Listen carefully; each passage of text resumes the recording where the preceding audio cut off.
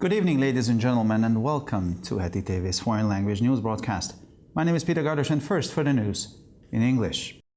The newly appointed Prime Minister of Qatar, Mohammed Al Thani, was the first person to receive Peter Siyat in Doha. The Minister of Foreign Affairs and Trade said this on his official community page.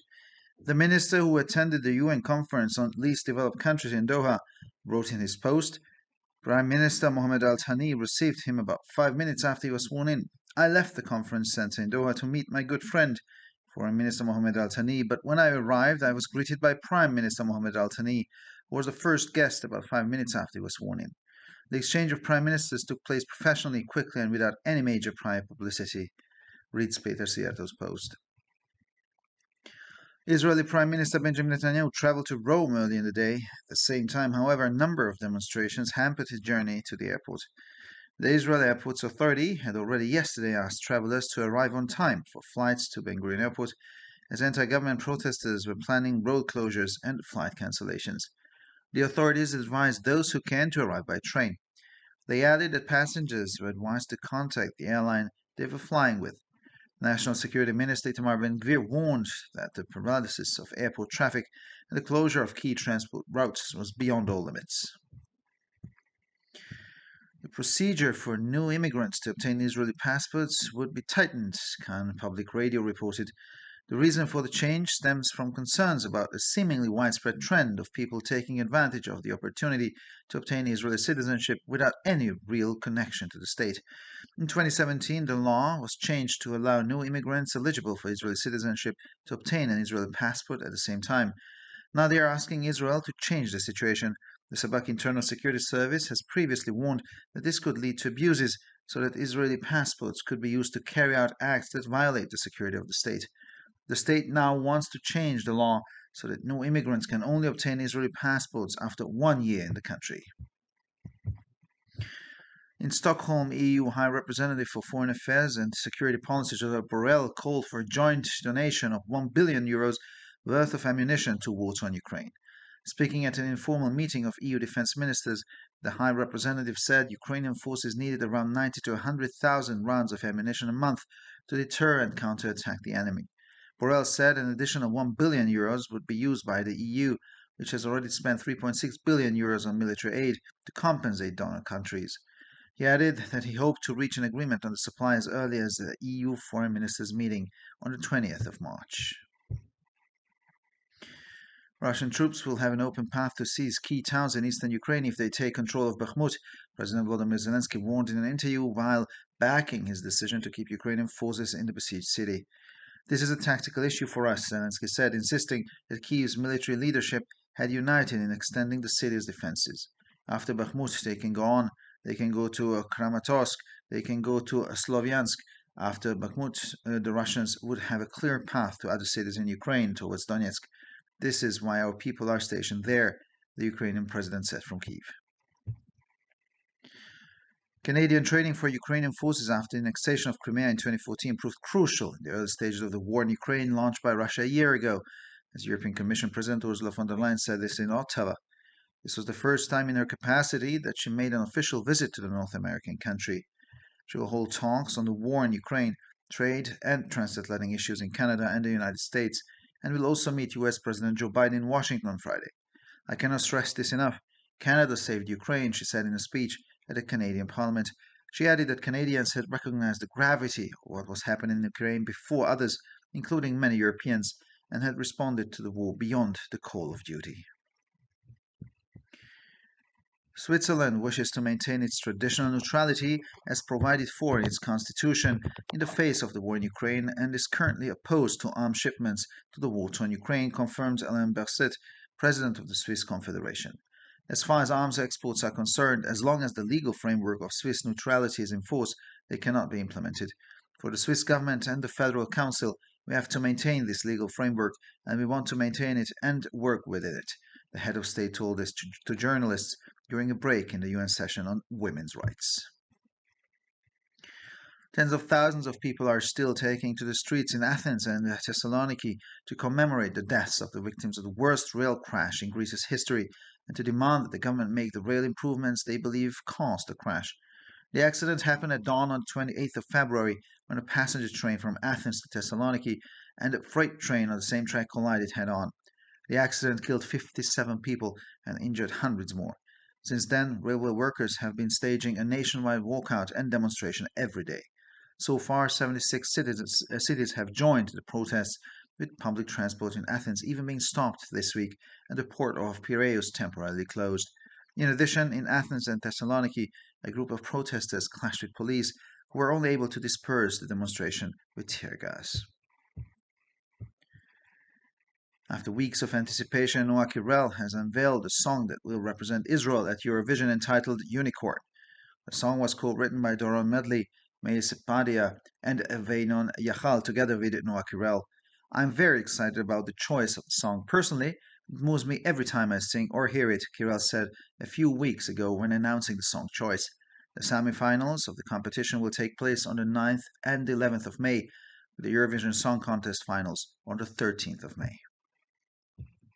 And finally, for the weather, strong gusty winds are expected in several areas of the weekend. Mostly cloudy and sunny periods will alternate.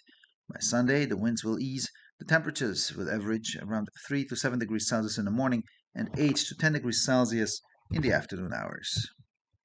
For further information, please visit our websites at www.hetitv.com or breuerpress.com. So much for the news in English, and now we continue with the news in German.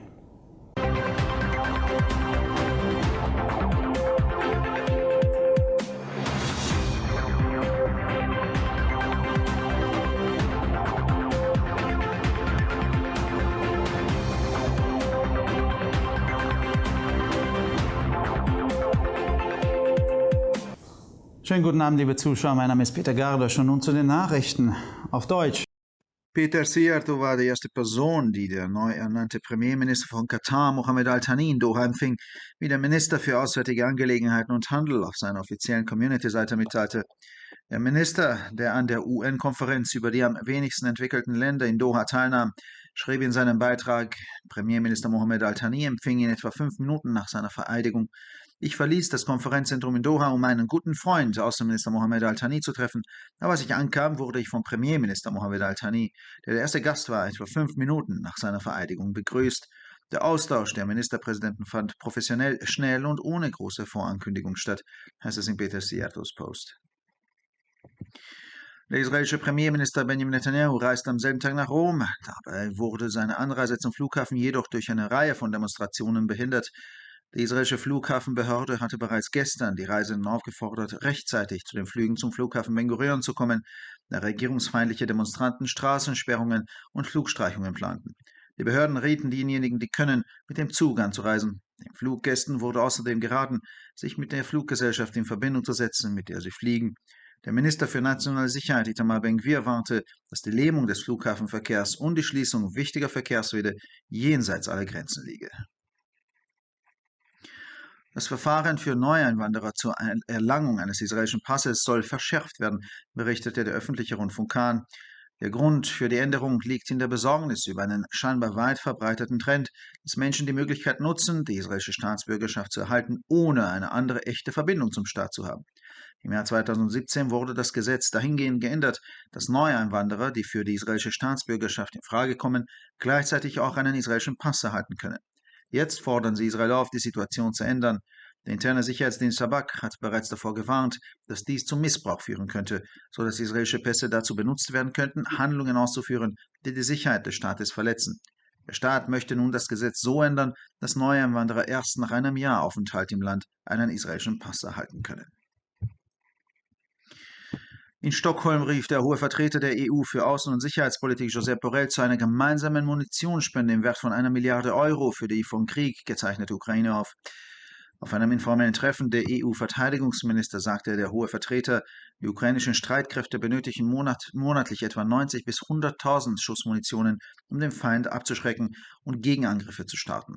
Borrell erklärte, dass die EU, die bereits 3,6 Milliarden Euro für Militärhilfe ausgegeben hat, zusätzlich 1 Milliarde Euro zur Entschädigung der Geberländer verwenden werde. Er fügte hinzu, dass er hoffe, bereits auf dem Treffen der EU-Außenminister am 20. März eine Einigung über die Lieferung zu erzielen. Russische Truppen hätten freie Bahn, um wichtige Städte in der Ostukraine einzunehmen, wenn sie die Kontrolle über Bachmut übernehmen, warnte Präsident Volodymyr Zelensky in einem Interview und bekräftigte gleichzeitig seine Entscheidung, die ukrainischen Streitkräfte in der belagerten Stadt zu behalten. Dies ist für uns eine taktische Frage, sagte Zelensky und betonte, dass sich die militärische Führung Kiews einig sei, die Verteidigungsanlagen der Stadt auszubauen. Nach Bachmut können sie weitergehen. Sie können nach Kramatorsk gehen. Sie können nach Slowiansk gehen. Nach Bachmut hätten die Russen freie Bahn zu anderen Städten in der Ukraine, auch nach Donetsk. Deshalb sind unsere Leute dort stationiert, sagte der ukrainische Präsident von Kiew aus. Die kanadische Ausbildung für die ukrainischen Streitkräfte nach der Annexion der Krim im Jahr 2014 habe sich in der Anfangsphase des von Russland vor einem Jahr begonnenen Krieges in der Ukraine als entscheidend erwiesen, sagte die Präsidentin der Europäischen Kommission Ursula von der Leyen in Ottawa.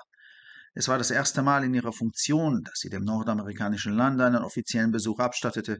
Sie wird in Kanada und den Vereinigten Staaten Gespräche über den Krieg in der Ukraine, den Handel und transatlantische Fragen führen und am Freitag in Washington auch mit US-Präsident Joe Biden zusammentreffen. Ich kann es nicht genug betonen, Kanada hat die Ukraine gerettet, sagte sie in einer Rede vor dem kanadischen Parlament. Sie fügte hinzu, dass die Kanadier die Schwere der Ereignisse in der Ukraine vor anderen, einschließlich vieler Europäer, erkannt hatten und auf den Krieg über das Maß der Pflicht hinaus reagiert hätten. Die Schweiz will angesichts des Krieges in der Ukraine ihre traditionelle, in der Verfassung verankerte Neutralität wahren und lehnt Waffenlieferungen in die kriegsgebeutelte Ukraine derzeit ab, bestätigte Bundespräsident Alain Berset. Solange der rechtliche Rahmen der Schweizer Neutralität in Kraft ist, können Waffenexporte nicht durchgeführt werden. Für die Schweizer Regierung und den Bundesrat ist es wichtig, dass wir diesen rechtlichen Rahmen beibehalten, und wir wollen ihn beibehalten und innerhalb dieses Rahmens arbeiten, sagte der Staatschef vor Journalisten in einer Pause der UNO-Sitzung über die Rechte der Frauen. Noch immer gehen Zehntausende von Menschen in Athen und Thessaloniki auf die Straßen, um der Opfer des schlimmsten Zugunglückes in der Geschichte Griechenlands zu gedenken und die Regierung aufzufordern, die Schienen zu sanieren, die ihrer Meinung nach das Unglück verursacht haben. Das Unglück ereignete sich im Morgengrauen des 28. Februar, als ein Personenzug von Athen nach Thessaloniki und ein Güterzug auf derselben Strecke frontal zusammenstießen. Bei dem Unfall wurden 57 Menschen getötet und Hunderte weitere verletzt. Seitdem haben die Eisenbahner jeden Tag landesweit die Arbeit niedergelegt und demonstriert. Bislang haben sich 76 Städte den Protesten angeschlossen, wobei der öffentliche Verkehr in Athen diese Woche sogar eingestellt und der Hafen von Piräus vorübergehend geschlossen wurde. Außerdem kann es in Athen und Thessaloniki zu Zusammenstößen zwischen einer Gruppe von Demonstranten und der Polizei, die Demonstration nur mit Tränengas auflösen konnte. Nach wochenlanger Vorfreude hat Noah Kirel den Song Unicorn enthüllt, der Israel beim Eurovision Song Contest vertreten wird. Das Lied wurde von Doron Medley, Mais Sepadia und Veinon Yahal zusammen mit Noah Kirel geschrieben. Ich bin sehr erfreut über die Wahl des Liedes. Mich persönlich berührt es jedes Mal, wenn ich es singe oder ich es höre, sagte Kirel vor einigen Wochen bei der Bekanntgabe der Songauswahl. Das Halbfinale des Wettbewerbs findet am 9. und 11. Mai statt, das Finale des Eurovision Song Contest am 13. Mai. Und schließlich zum Wetter. Am Wochenende werden in einigen Gebieten starke Windböen erwartet. Überwiegend bewölkte und sonnige Abschnitte werden sich abwechseln. Am Sonntag wird der Wind nachlassen. Die Temperaturen liegen im Durchschnitt bei 3 bis 7 Grad am Morgen und zwischen 8 und 10 Grad am Nachmittag. Für weitere Nachrichten besichtigen Sie bitte unsere Webseiten www.hettitv.com sowie www.breuerpresse.com. Ich bedanke mich für die Aufmerksamkeit und nun zu den Nachrichten auf Französisch.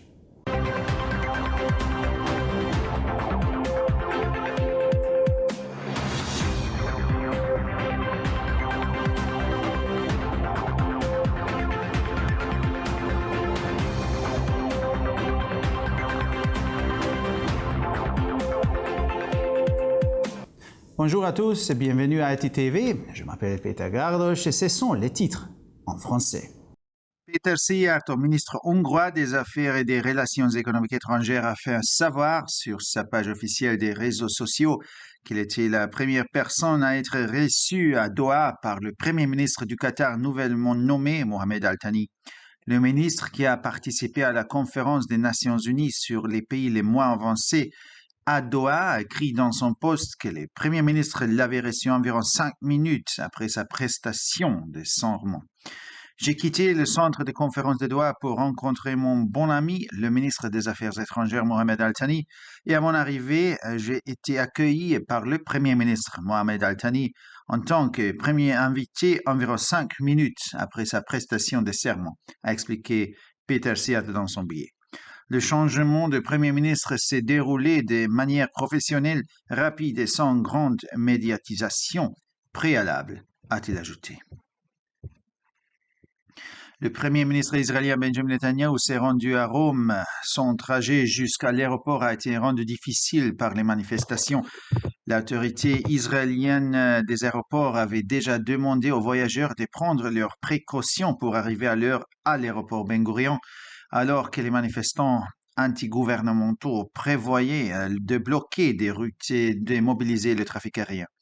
L'autorité a indiqué que ceux qui le pouvaient devaient privilégier les trains pour se rendre à l'aéroport, ajoutant que les passagers devaient prendre contact avec leurs transporteurs aériens. Le ministre de la Sécurité nationale, Itamar Ben-Gvir, a averti que l'aéroport et les principales artères de circulation étaient des lignes rouges à ne pas franchir. La radio publicaine a annoncé que la procédure d'obtention d'un passeport israélien par les nouveaux immigrants serait plus stricte. La raison de ces changements découle des préoccupations concernant une tendance apparemment répandue chez certaines personnes de profiter de la possibilité d'obtenir la citoyenneté israélienne sans avoir un véritable lien avec l'État. En effet, à la suite d'une modification de la loi 2017, un nouvel immigrant éligible à la citoyenneté israélienne peut obtenir un passeport israélien en même temps que la citoyenneté israélienne. Aujourd'hui, Israël est sollicité pour modifier cette situation. Le service de sécurité intérieure Shabak a précédemment averti que cela pourrait conduire à des abus. Les passeports israéliens pourraient ainsi être utilisés pour mener des actes qui portent atteinte à la sécurité de l'État. L'État souhaite à présent modifier la loi de manière que les nouveaux immigrants ne puissent obtenir un passeport israélien qu'après un an de séjour dans le pays. À Stockholm, le haut représentant de l'Union européenne pour les affaires étrangères et la politique de sécurité, Josep Borrell, a appelé à une donation conjointe de munitions d'une valeur d'1 milliard d'euros à l'Ukraine déchirée par la guerre. S'exprimant lors d'une réunion informelle des ministres de la Défense de l'UE, le haut représentant a indiqué que les forces ukrainiennes avaient besoin d'environ 90 à 100 000 munitions par mois pour dissuader l'ennemi et pour contre-attaquer. M. Borrell a également précisé qu'1 milliard d'euros supplémentaires seraient utilisés par l'Union européenne, qui a déjà consacré 3,6 milliards d'euros à l'aide militaire pour dédommager les pays donateurs. Il a ajouté qu'il espérait parvenir à un accord sur la livraison lors de la réunion des ministres des Affaires étrangères de l'Union européenne prévue pour le 20 mars. Le président Volodymyr Zelensky a averti dans une interview que les troupes russes auraient la voie libre pour s'emparer des villes clés de l'Est de l'Ukraine si elles prenaient le contrôle de Bakhmut, tout en confirmant sa décision de maintenir les forces ukrainiennes dans la ville assiégée. Il s'agit pour nous d'une question tactique, a indiqué M. Zelensky, insistant sur le fait que les dirigeants militaires de Kiev avaient décidé à l'unanimité de prolonger la défense de la ville. Nous comprenons qu'après Bakhmut, il pourrait aller plus loin. Il pourrait aller à Kramatorsk, il pourrait aller à Sloviansk. La voie serait libre pour les Russes vers d'autres villes de l'Ukraine en direction de Donetsk. C'est la raison pour laquelle nos soldats sont stationnés là-bas, a expliqué le président ukrainien depuis Kiev. La présidente de la Commission européenne, Ursula von der Leyen, a indiqué à Ottawa que la formation dispensée par le Canada aux forces ukrainiennes après l'annexion de la Crimée en 2014 s'était avérée circulaire dans les premières phases de la guerre en Ukraine déclenchée par la Russie il y a un an. C'est la première fois que Mme von der Leyen s'est rendue en visite officielle en Amérique du Nord en sa qualité de présidente. Elle a eu des entretiens sur la guerre en Ukraine, le commerce et les questions transatlantiques au Canada et aux États-Unis. Vendredi, elle a rencontré le président américain Joe Biden à Washington. Je ne peux pas insister assez sur ces points. Le Canada a sauvé l'Ukraine, a-t-elle déclaré lors d'un discours au Parlement à Ottawa. Le Canada a compris l'importance de ce qui se passe en Ukraine plus tôt que beaucoup d'autres pays y compris les Européens eux-mêmes, et a réagi à la guerre au-delà de l'appel du devoir. Alain Berset, président de la Confédération suisse, a confirmé que face au conflit ukrainien, la Suisse souhaitait préserver sa neutralité historique telle que prévue par sa constitution et qu'elle restait donc pour l'instant opposée au transfert d'armement vers l'Ukraine en guerre. En ce qui concerne les exportations d'armes, tant que le cadre juridique de la neutralité suisse est en vigueur, elles ne peuvent pas être mises en œuvre. Pour le gouvernement et le Conseil fédéral, nous devons et nous voulons maintenir ce cadre juridique et travailler dans ce cadre, a déclaré le président de la Confédération à des journalistes en marge des réunions aux Nations Unies sur les droits des femmes. Des dizaines de milliers de personnes continuent de descendre dans les rues d'Athènes et de Thessalonique pour commémorer la mort des victimes de plus graves accidents ferroviaires de l'histoire de la Grèce et pour exiger du gouvernement qu'il réalise les travaux d'amélioration des voies ferrées qu'il estime être à l'origine de l'accident. Cet accident s'est produit à l'aube du 24 février lorsqu'un train de passagers reliant Athènes à Thessalonique et un train de marchandises circulant sur la même voie sont entrés en collision frontale. L'accident a fait 57 morts, centaines de blessés. Depuis lors, les cheminots organisent chaque jour des grèves et des manifestations à l'échelle nationale. À ce jour, 76 vies se sont jointes aux mobilisations. Cette semaine à Athènes, les transports publics ont été arrêtés et le port du Pirée a été temporairement fermé. En outre, à Athènes et à Thessalonique se sont déroulés des affrontements entre un groupe de manifestants et la police qui n'a pu disperser la manifestation qu'à l'aide des gaz lacrymogènes. Après des semaines d'attente, Nora Kirel a dévoilé la chanson qui représentera Israël à l'Eurovision, intitulée Unicorn. La chanson a été coécrite par Doron Medley, mais Separdia, Veinon Yahal et Noah Kirel. Je suis très enthousiaste quant au choix de cette chanson. Personnellement, elle me meut à chaque fois que je la chante ou que je l'entende, a confié Noah Kirel il y a quelques semaines lors de l'annonce du choix du morceau. Les demi-finales du concours auront lieu les 9 et 11 mai. La finale du concours Eurovision de la chanson se tiendra le 13 mai. Et finalement, pour le météo, pendant le week-end, le vent soufflera en forte rafale dans plusieurs régions de l'Hongrie. L'alternance d'éclaircies et de nuages caractérisera notre météo selon les périodes et les régions. Dimanche, le vent se calmera, les températures moyennes évolueront entre 3 à 7 degrés le matin et entre 8 et 10 degrés dans l'après-midi. Pour encore plus d'actualités, visitez nos sites internet attv.com et broyapresse.com. Merci de votre attention et maintenant, les nouvelles en espagnol.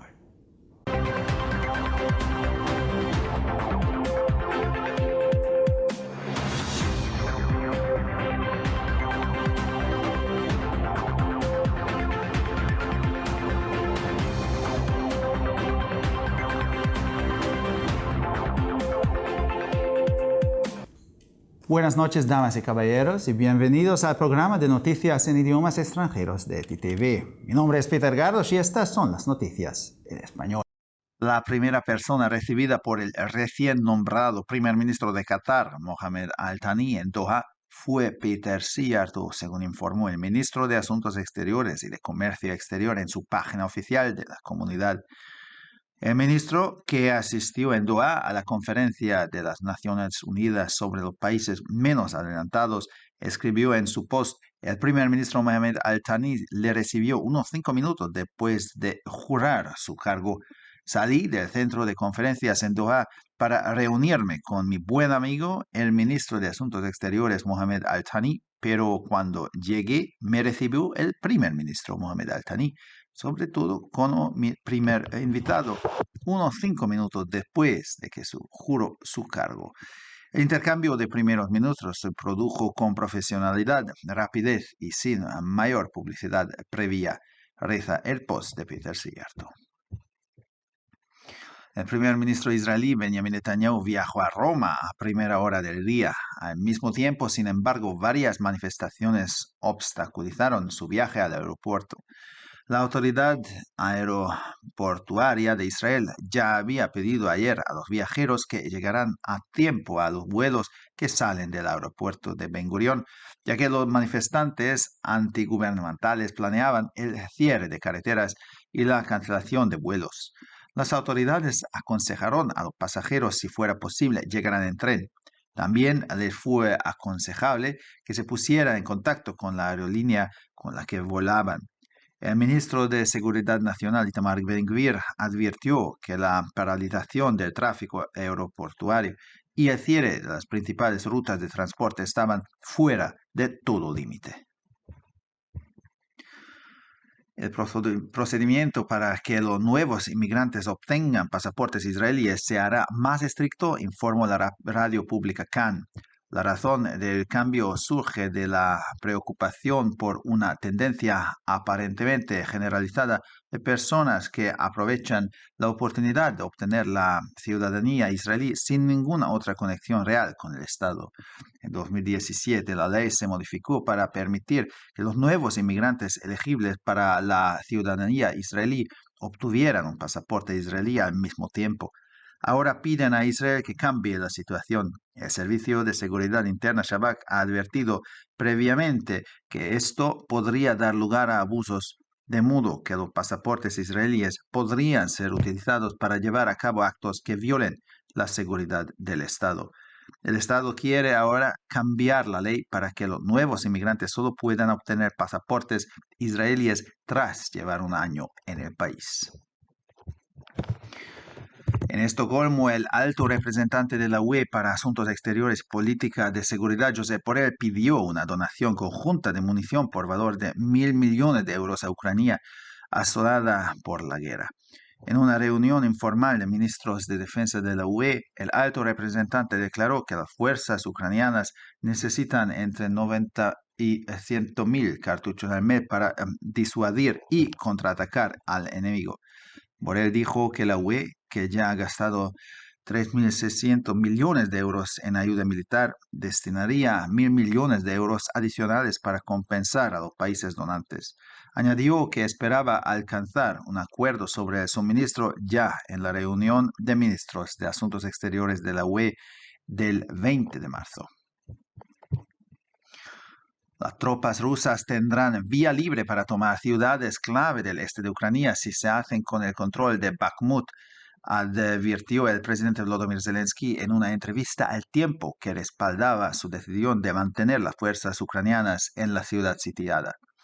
Se trata de una cuestión táctica para nosotros, declaró Zelensky, insistiendo en que la cúpula militar de Kiev estaba unida para ampliar las defensas de la ciudad. Después de Bakhmut podrían ir a Kramatorsk, podrían ir a Sloviansk. Después de Bakhmut, los rusos tendrían vía libre hacia otras ciudades de Ucrania, hacia Donetsk. Por eso nuestra gente está estacionada allí, dijo el presidente ucraniano desde Kiev. El entrenamiento canadiense a las fuerzas ucranianas tras la anexión de Crimea en 2014 resultó crucial en las primeras fases de la guerra en Ucrania lanzada por Rusia hace un año, según declaró en Ottawa la presidenta de la Comisión Europea, Ursula von der Leyen. Era la primera vez en su cargo que realizaba una visita oficial al país norteamericano. Mantuvo conversaciones sobre la guerra en Ucrania, comercio y asuntos transatlánticos en Canadá y los Estados Unidos, y también se reunió hoy en Washington con el presidente estadounidense Joe Biden. No me cansaré de repetirlo. Canadá salvó a Ucrania, dijo en un discurso en el Parlamento canadiense. Añadió que los canadienses habían reconocido la gravedad de lo que estaba ocurriendo en Ucrania antes que otros, incluidos muchos europeos, y habían respondido a la guerra más allá de la llamada del deber. Suiza desea mantener su tradicional neutralidad prevista en su constitución frente a la guerra en Ucrania y se opone actualmente a los envíos de armas a este país devastado por la guerra, confirmó Alain Berset, presidente de la Confederación Helvética. En lo que respecta a las exportaciones de armas, mientras esté en vigor el marco jurídico de la neutralidad suiza, no pueden llevarse a cabo. Para el gobierno suizo y para el Consejo Federal tenemos y queremos mantener el marco legal y trabajar dentro de él, declaró el jefe de Estado a los periodistas durante una pausa en la sesión de la ONU sobre los derechos de la mujer. Decenas de miles de personas siguen manifestando en las calles de Atenas y Salónica para conmemorar la muerte de las víctimas del peor accidente ferroviario de la historia de Grecia y exigir al gobierno que realice las mejoras ferroviarias que consideran causantes del accidente. El accidente se produjo al amanecer el 28 de febrero, cuando un tren de pasajeros de Atenas a Salónica y un tren de mercancías que circulaba por la misma vía chocaron frontalmente. En el accidente murieron 57 personas y cientos resultaron heridas. Desde entonces, los ferroviarios realizan paros y manifestaciones diarios en todo el país.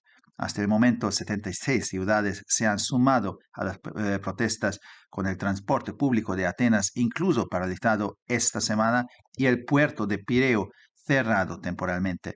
Además, en Atenas y Salónica, un grupo de manifestantes se enfrentó a la policía, que solo pudo dispersar la manifestación con gases lacrimógenos. Tras semanas de expectación, Noa Kirel ha desvelado la canción que representará a Israel en Eurovisión, titulada Unicorn. La canción ha sido coescrita por Doron Medley, Mai Sepadia y Beinon Yahal, junto con Noa Kirel. Estoy muy emocionado por la elección de la canción. Personalmente me emociona cada vez que la canto y la escucho, dijo Kirel hace unas semanas al anunciar la elección de la canción. Las semifinales del concurso tendrán lugar los días 9 y 11 de mayo y la final de Eurovisión el 13 de mayo. Finalmente, por el tiempo, se esperan vientos fuertes y arracheados en varias zonas durante el fin de semana. Se alternarán periodos y zonas muy nubosos y soleados. El domingo, los vientos amainarán. Las temperaturas medias rondarán los 3-7 grados por la mañana y los 8 y 10 grados por la tarde. Para más noticias, visite nuestras páginas web www.hetitv.com o www.broyerpress.com. Muchas gracias por su atención. Y ahora seguimos con las noticias en hebreo.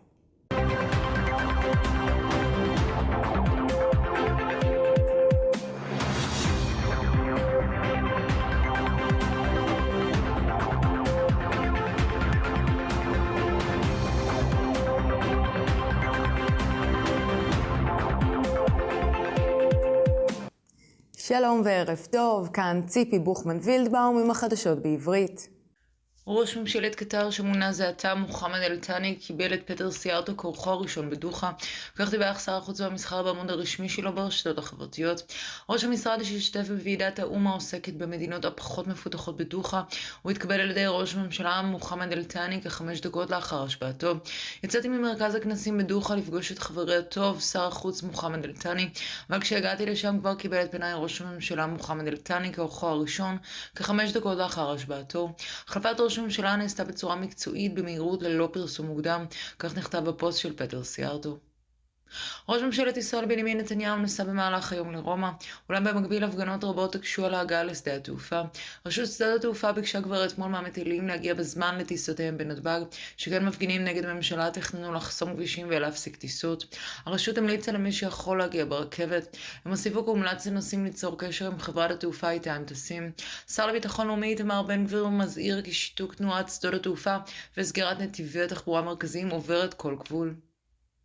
הדרך להשגת דרכון ישראלי לעולים חדשים תוחמר, כך דיווח הרדיו הציבורי כאן. הסיבה לשינוי נובעת מחשש ממה שנראה כמגמה רווחת של אנשים שמנצלים את ההזדמנות לקבל אזרחות ישראלית מבלי שיש להם כל קשר אמיתי למדינה. בשנת 2017 שונה החוק כך שגם עולה חדש שזכאי לאזרחות ישראלית יוכל לקבל במקביל גם דרכון ישראלי. כעת מתבקשת ישראל לשנות את המצב. השב"כ הזהיר בעבר כי הדבר עלול להוביל לניצול המצב, כך שניתן יהיה להשתמש בדרכונים ישראלים לביצוע מעשים הפוגעים בביטחון המדינה רוצה כעת לשנות את החוק כך שעולים חדשים יוכלו לקבל דרכון ישראלי רק לאחר שנת מגורים במדינה. בסטוקהולם ג'וסף בורל, הנציב העליון של האיחוד האירופי למדיניות חוץ וביטחון, דחק בתרומה משותפת של תחמושת בשווי מיליארד יורו לאוקראינה מוכת המלחמה. בפגישה הבלתי רשמית של שרי ההגנה של המדינות החברות באיחוד האירופי, אמר הנציב העליון כי הכוחות האוקראינים יזדקקו לכ-90,000 עד 100,000 כליאים בחודש כדי להרתיע את האויב ולהתקפות נגד. בורל אמר שהאיחוד האירופי, שכבר הוציא 3.6 מיליארד יורו על סיוע צבאי, יפצה את המדינות התורמות ממיליארד יורו נוספים. הוא הוסיף כי הוא מקווה שהסכם על האספקה יושג בישיבת שרי החוץ של האיחוד האירופי ב-20 במרץ. לחיילים הרוסים יהיה נתיב פתוח לחבוש עיירות מפתח במזרח אוקראינה אם ישתלטו על בהמות, כך הזהיר הנשיא ולדימיר זלנסקי בריאיון בעודו עומד על החלטתו להשאיר את הכוחות האוקראינים בעיר הנצורה. זה נושא טקטי עבורנו, כך אמר זלנסקי, והתעקש שההנהגה הצבאית של קייב הרחיבה באופן אחיד את ההגנה על העיר. הם יכולים להמשיך עוד יותר אחרי בהמות, הם יכולים לנסוע לקרמטרוסק, הם יכולים לנסוע לסלובניאסק אחרי בהמות. לרוסים תהיה דרך ברורה לערים אחרות באוקראינה לכיוון דונייצק. זו הסיבה שהאנשים שלנו מוצבים שם, כך אמר הנשיא האוקראיני מקייב. לאחר סיפוח חצי האי קרים ב-2014, אימונים קנדים לכוחות אוקראינים הוכחו כמכריעים בשלבים הראשונים של המלחמה באוקראינה שפתחה רוסיה לפני שנה, כך אמרה אורסולה פון דר ליין, נשיאת הנציבות האירופית בהוטואה. פון דר ליין ערכה ביקור רשמי במדינה הצפון אמריקאית בפעם הראשונה בתפקיד זה. היא תקיים דיונים על המלחמה באוקראינה בנושאי סחר וטרנס-אטלנטים בקנדה ובארצות הברית, וביום שישי תיפגש גם עם נשיא ארצות הברית ג'ו ביידן בוושינגטון. היא הדגישה שקנדה הצילה את אוקראינה, כך אמרה בנאום בפרלמנט הקנדי. היא הוסיפה כי הקנדים זיהו את חשיבות האירועים באוקראינה לפני אחרים, כולל אירופאים רבים, והגיבו למלחמה מעל ומעבר. גם לאור המלחמה באוקראינה, שוויץ רוצה לשמר את הניטרליות המסורתית שלה כפי שהיא נקבעה בחוקתה, וכרגע היא מתנגדת למשלוחי נשק לאוקראינה מוכת המלחמה, כך אישר אלן ברסט, נשיא הקונפדרציה השוויצרית. לגבי ייצוא נשק, כל עוד המסגרת החוקית הקובעת את הניטרליות השוויצרית תקיפה, לא ניתן ליישם אותה. עבור ממשלת שוויץ והמועצה הפדרלית, עלינו לשמור על המסגרת החוקית הזו, ואנחנו רוצים לשמור עליה ואנחנו רוצים לעבוד בתוכה. כך אמר ראש המדינה לעיתונאים בהפסקה של ישיבת האו"ם בנושא זכויות נשים. עשרות אלפי אנשים עדיין יוצאים לרחובות אתונה וסלוניקי כדי להנציח את ההרוגים באסון הרכבת החמור ביותר בתולדות יוון, ולדרוש מהממשלה את שיפור הרכבת שחסרונותיה גרמו לדברים לאסון. התאונה התרחשה בשעות המוקדמות של 28 בפברואר, כאשר רכבת נוסעים מאתונה לסלוניקי ורכבת מסע התנגשו חזיתית בזמן שנסעו באותה מסילה. 57 בני אדם איבדו את חייהם בתאונה ומאות נפצעו. מאז קיימו עובדי הרכבת שביתה והפגנה לאומית מדי יום. עד כה הצטרפו להפגנות 76 ערים. התחבורה הציבורית אף הופסקה באתונה השבוע, ונמל פיראוס נסגר זמנית. בנוסף, באתונה ובסלוניקי התעמתו קבוצות מפגינים עם המשטרה, שצריכה לפזר את ההפגנה רק באמצעות גז מדמיע. לאחר שבועות של המתנה חשפה נועה קירל את השיר איתו תייצג את ישראל באירוויזיון, שם השיר יוניקורן. את השיר כתבו דורון מדלי, מאי ספרדיה וינון יהל יחד עם נועה קירל. אני מאוד מתרגש מבחירת השיר. באופן אישי זה מרגש אותי בכל פעם שאני שרה אותו או שומעת אותו. כך אמרה קירל לפני מספר שבועות שהוכרזה בבחירת השיר. חצי הגמר של התחרות התקיימו ב-9 וב-11 במאי. גמר האירוויזיון התקיים ב-13 במאי. ועכשיו נעבור תחזית מזג האוויר. במהלך סוף השבוע צפויים לנו משבי רוח עזים וסוערים במספר מקומות, עם מזג אוויר מעונן חלקית. הרוח תתמתן ביום ראשון. טמפרטורות יהיו סביב 3 עד 7 מעלות בבוקר ו8 עד 10 מעלות אחר הצהריים. לחדשות נוספות, אנא בקרו באתרי האינטרנט שלנו, etitv.com או broyerpress.com. עד כאן החדשות, תודה שהייתם איתנו ושיהיה המשך ערב נעים ושבת שלום.